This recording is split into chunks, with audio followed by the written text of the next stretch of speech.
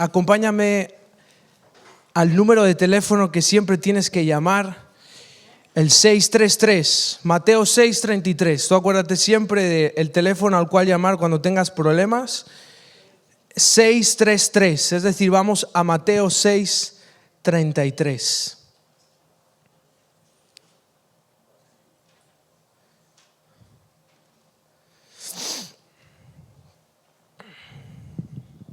Mateo 6:33 dice, y eso es una predicación que está haciendo Jesús, dice: pero busquen primero su reino y su justicia, y todas estas cosas les serán añadidas.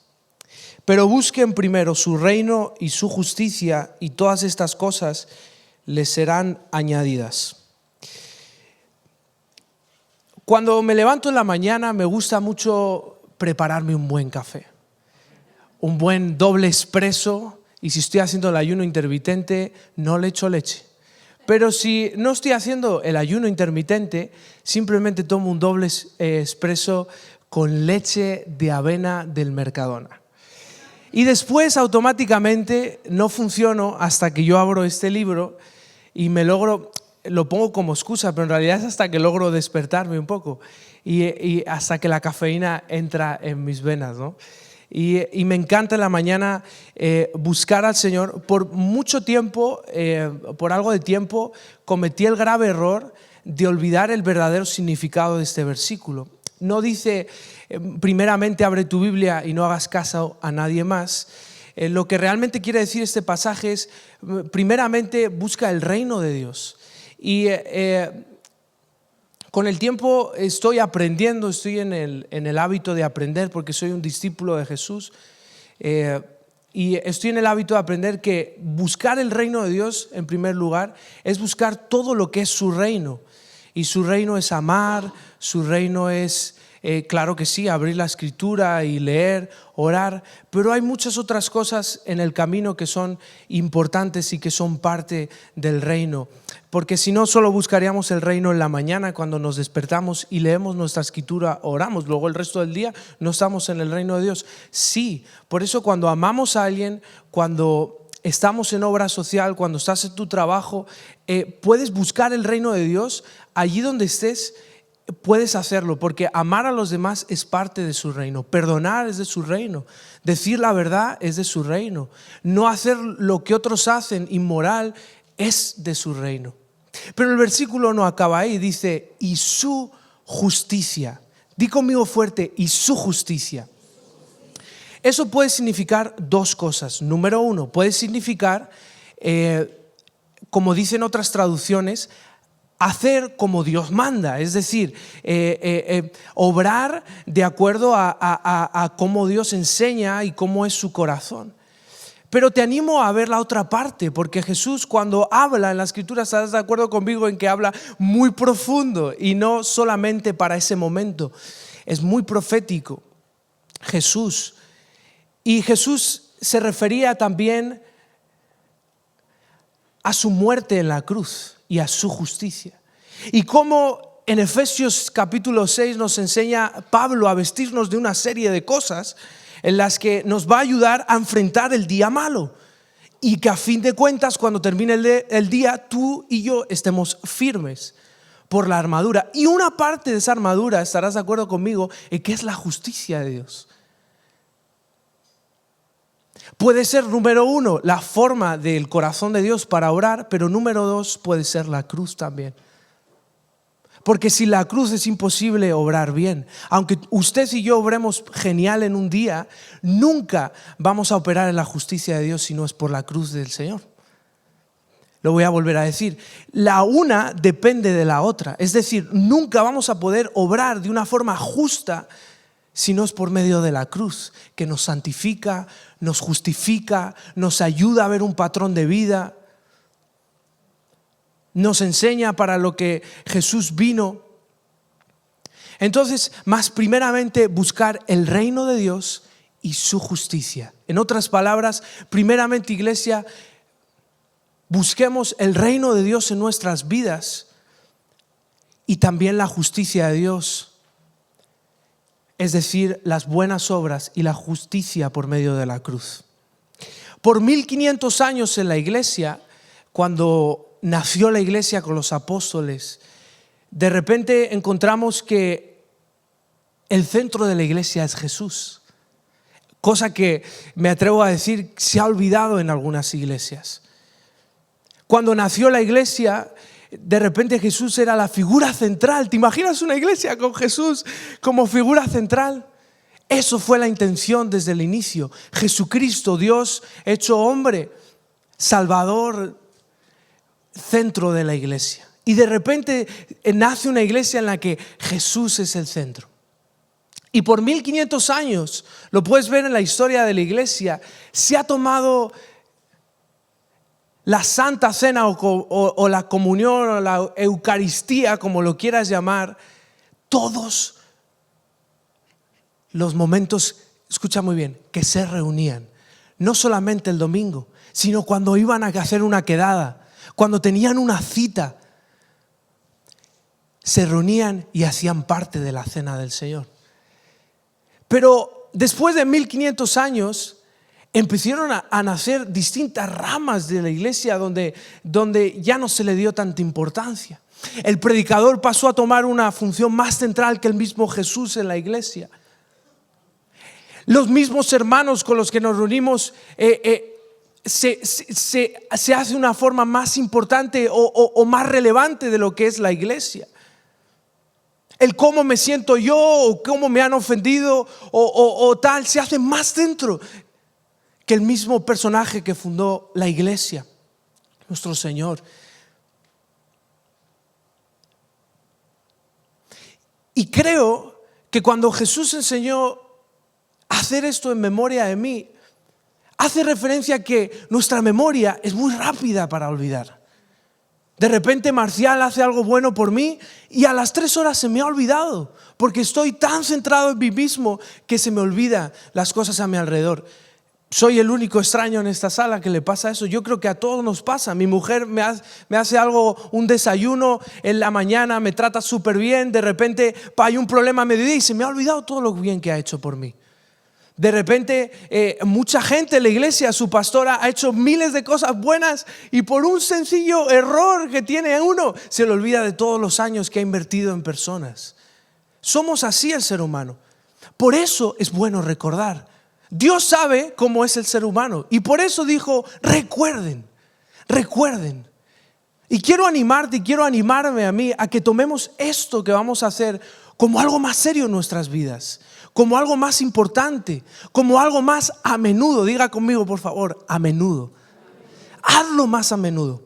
De repente no estás en un ambiente muy eclesial, pero estás en tu casa, estás dando gracias por tu alimento, partes el pan y dices, Señor, gracias porque así como parto este pan, tú partiste tu cuerpo por nosotros.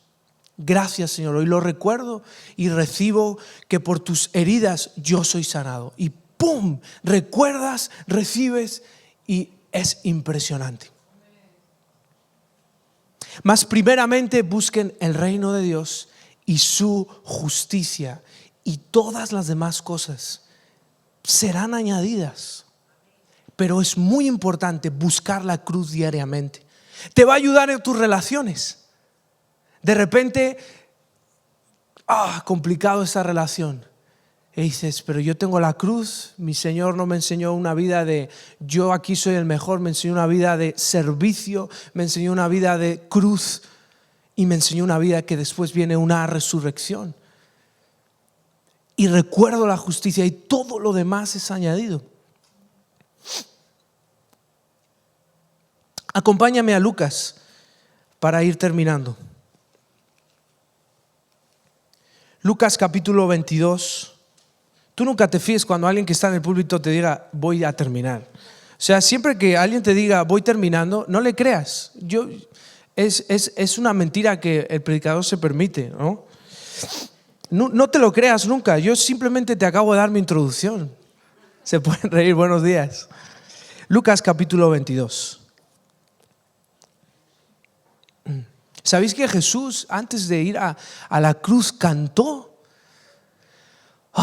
Quizás algunos de ustedes, igual que yo, han tenido una semana complicada. ha habido cosas muy buenas en mi semana, muy buenas, porque no es una buena costumbre el evitar que lo malo opaque lo bueno, ¿no? Es muy importante. He tenido cosas estupendas esta semana, empezando por el cafecito de esta mañana. Pero Jesús cantó antes de ir a la cruz, señores. Impresionante. Lucas 22:14 dice: cuando llegó la hora, Jesús se sentó a la mesa y con él los apóstoles y les dijo: intensamente he deseado comer esta Pascua con ustedes antes de padecer. Es impresionante. No les dice: ay, a mí me vuela la cabeza el Señor. Es como de repente, imagínate, tienes una prueba de trabajo o tienes algo importante, un juicio, una deuda y de repente te reúnes con tus amigos y lo que les dices es: he deseado intensamente esta cena con vosotros.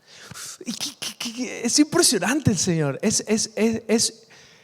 No sé, es inhumano, no sé, vas a morir, sabes, conoces las Escrituras, tienes una relación con el Padre, sabes lo que te va a pasar, pero aún así deseas sentarte a la mesa con tu gente. Es impresionante. O sea, el Señor es impresionante. Y dice el versículo, seguimos leyendo en el 16, dice: porque les digo que nunca más volveré a comerla hasta que se cumpla en el reino de Dios. Y tomando una copa, mucha atención a eso, di conmigo: tomó una copa. Después de haber dado gracias, dijo: tomen esto y repártanlo entre ustedes, porque les digo que de ahora en adelante no beberé del fruto de la vid hasta que venga el reino de Dios. O sea, cenó y después, y tomando el pan, después de haber dado gracias, lo partió y les dio diciendo: este es mi cuerpo que por ustedes es dado. Hagan esto en memoria de mí. De la misma manera tomó la copa después de haber cenado, diciendo: esta copa es el nuevo pacto en mi sangre, que es derramado por ustedes. Pero vean, la mano del que me entrega está junto a mí en la mesa.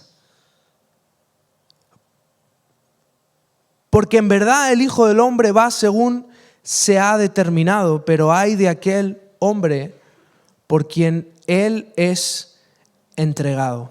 Es curioso que tomó, después de tomar esa cena con el Señor, y eso es tomar parte de su cuerpo y de su sangre, entró Satanás en Judas. Eso ahí te lo dejo para que lo puedas meditar y estudiar.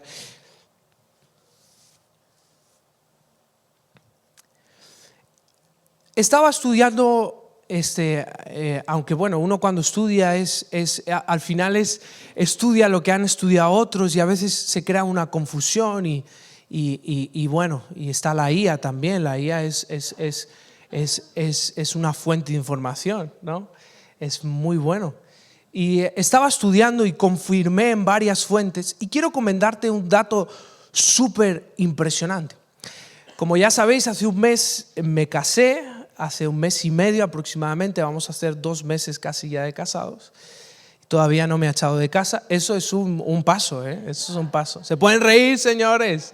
¿A quién no le ha querido echar su marido o su mujer de casa? Venga, sonrían. Mira, le está dando alguno al codo. ¿No? Venga, hombre. Y todavía no me ha echado de casa. I love you. I love you. Pero en la cultura judía, cuando se pedían la mano, no lo hacían como Josué Sánchez lo hizo. Josué Sánchez creó una escena brutal. Me faltó mi hermano David, que estaba estudiando fuera, pero creó una escena con música instrumental, worship, de fondo. Encendí el fuego. De repente hice que todos se sentaran en esa zona, en ese sofacito, y me puse en pie. Marinés no se lo esperaba para nada, porque ella no sabía nada. Tú imagínate, no éramos ni novios, hice como los judíos. Ahora lo estoy pensando, ¿no? Hice como los judíos, salté de una. Porque los judíos lo que hacían es primero hablaban padres, antiguamente era más, culturalmente era como un trato familiar, muchas veces era matrimonio de acuerdo para el bien mutuo, quizás para unir negocios.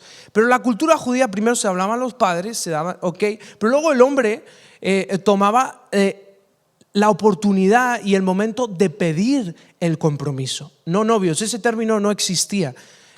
Ya habían hablado previamente y de repente un día se planta para pedir el compromiso. Entonces, los judíos es muy distinto a como lo hice yo. Yo me acerqué, nombré unas palabras y la dije, ¿te quieres casar conmigo? La pregunté, por supuesto. Y yo previamente pues había hablado con mi preciosa suegra, que no sé si está por aquí. Bueno, quizás venga en el segundo, sería buenísimo.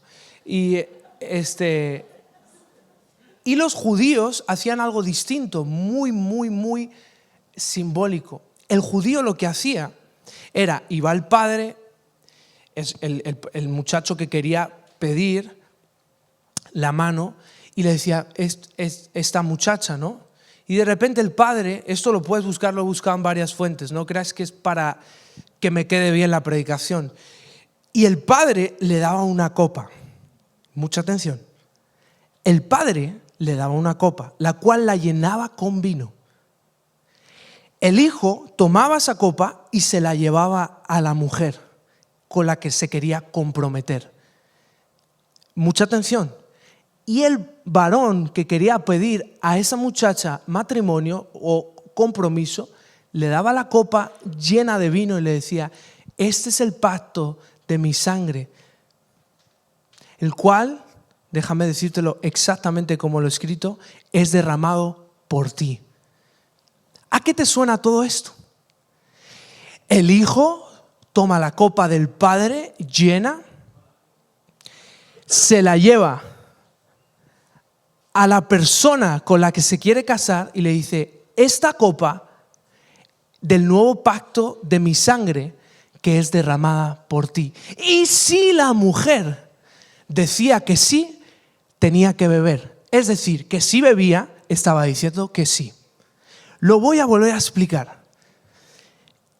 El hombre que se quería casar o pedir compromiso, iba al papá, el papá le daba una copa con la copa llena de vino, el hijo, padre, hijo, se lo lleva a la muchacha y en simbolismo de pedir matrimonio, cultura de esa época, cosa que el hijo hizo, se lo da y le dice, esta es la copa del nuevo pacto que es derramada por ti. Lo puedes buscar en las fuentes de historia judía. Y cuando se la daba, si la futura prometida decía sí, era porque ella había bebido. Vamos a volver a leer la historia. Dice, cuando llegó la hora, Jesús se sentó a la mesa y con él los apóstoles. Si me puedes ayudar, por favor, Julio y Franca, con el instrumental, sería excelente. Me va a ayudar mucho. Jesús se sentó a la mesa. No pasa nada. Sigue conmigo, no pasa nada. Lucas 22:14. Lucas 22:14. Mucha atención, no pasa nada. Cuando llegó la hora, Jesús se sentó a la mesa y con él los apóstoles y les dijo, intensamente he deseado comer esta Pascua con ustedes antes de padecer, porque les digo que nunca más volveré a comerla hasta que se cumpla en el reino de Dios. Le está diciendo unas palabras bonitas, le está dando afección, como hemos leído. Y tomando una copa que el Padre le había dado. Recordarás en el Getsemaní cuando Jesús está muy en dolor y en angustia y dice, Padre, si puedes pasar esta copa de mí. Porque esa copa que Jesús recibió era una copa de dolor, porque en el compromiso hay dolor, porque en el amor todo se sufre. Y Jesús ya había tomado la decisión de tomar la copa. Y no una copa nada más, sino una copa llena de vino, que era la ira de Dios derramada, la ira que usted y yo merecíamos. Y fue derramada en el vaso de Jesús para que usted y yo no tuviésemos que beber de esa copa. Y de repente ves al Hijo de Dios tomando la copa del Padre, llenándola, y ahora se las va a dar a sus discípulos. Y al igual que yo antes dije unas palabras bonitas para Mari cuando la pedí el compromiso, Jesús inició su plática con una buena iniciación de discurso impresionante. Y les empieza a decir: he deseado, sí, tengo ahora que morir en la cruz, pero yo deseo estar aquí con vosotros. Yo os amo y estaba deseando tomar esta cena. Que qué lástima que no la volveremos a tomar hasta el día que yo regrese en mi segunda venida. Ustedes la tomarán en memoria de mí, pero yo he deseado este momento pasar con ustedes. Y así empieza su pedida de compromiso, que el Padre le dio una copa llena y el Hijo la tomó para pedir compromiso a una iglesia la cual, al igual que en la cultura judía, después de ese compromiso casi ni se veían el comprometido y la comprometida, los prometidos. ¿Por qué? Porque pasaban un periodo de espera para la boda. Y usted y yo, en el momento que recibimos al Señor en nuestro corazón, nacemos de nuevo, ya no de nuestros padres, sino de Dios. Por eso ahora Dios es nuestro Padre, porque ahora hemos nacido de Él, somos hijos e hijas de Dios. Y entramos en un periodo donde Él nos ha pedido compromiso. ¿Cómo está tu compromiso con Jesús? Porque le aseguro que si mi compromiso con mi esposa no fuese muy bueno, mira que no tengo sofá, pero dormiría en un sofá, me lo inventaría. Lo hago gracioso para que lo entiendas. Pero ¿cómo está tu compromiso con Dios? ¿Cuántos dioses tienes en tu vida? Escúchame muy bien, porque si yo me caso con Mari, estoy para Mari. Ninguna otra mujer puede tomar su lugar. Si yo me he casado con Jesús y tengo un compromiso, un pacto con Él, ¿cómo está mi compromiso con Jesús? ¿Con cuántos otros dioses me acuesto? Es una buena pregunta, porque Dios ve incluso más de lo que ve mi mujer, o ve mis amigos, o ve mi familia. Y Jesús tomó la copa. Qué pena que no me he traído la de casa. Una cacho de copa que compartió con todos. Qué asco, pero en esa época pues la tomó. Y era tan profundo lo que Jesús estaba haciendo, que 2000, casi 25 años después seguimos hablando de ese acto. Que una persona que nadie conocía, tan solo María y José, y como pintó Beloved en la entrada, y le llamarán Jesús. ¿Quién conocía a Jesús? Nadie. ¿Y quién conoce ahora a Jesús? Todo el mundo. Jesús es el nombre sobre todo nombre.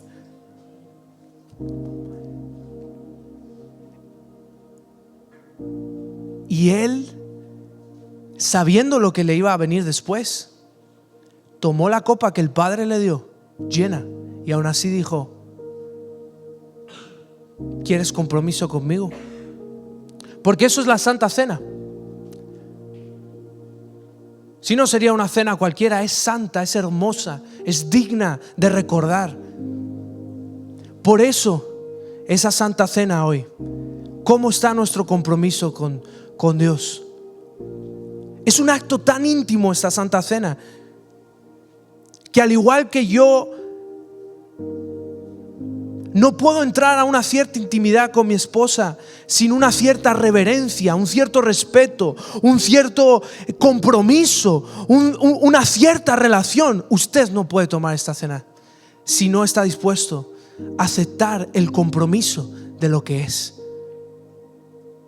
Usted y yo debemos entender, usted y yo debemos entender lo solemne que es esta Santa Cena, que no es simplemente un zumito o un trozo de pan.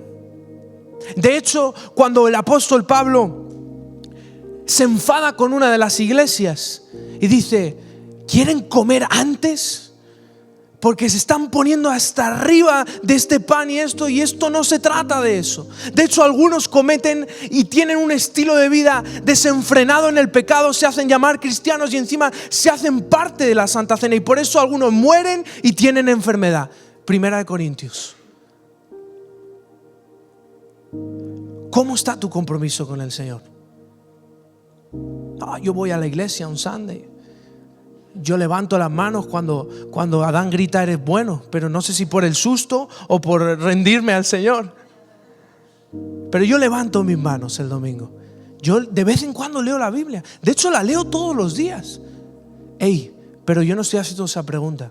Yo me hago y te hago esta pregunta: ¿cómo está tu compromiso con el Señor? Porque cumplir reglas no es un compromiso.